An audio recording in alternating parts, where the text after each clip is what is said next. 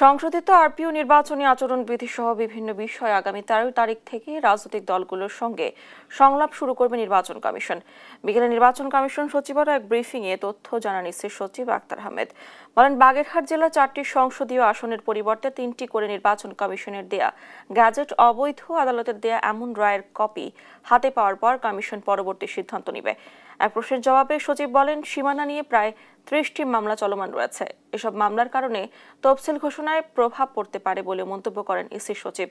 এছাড়া গণভোট নিয়ে সরকারের পক্ষ থেকে এখন পর্যন্ত কোনো কিছু জানানো হয়নি বলেও জানান তিনি। কেন আমরা তো আগাগোড়াই বলেছি যে আমরা সংলাপ একটা অংশ, এবং আমি আগাগোড়াও একটা কথাই বলেছি যে আমরা দুটো বিষয়ে একটু পিছিয়ে ছিলাম।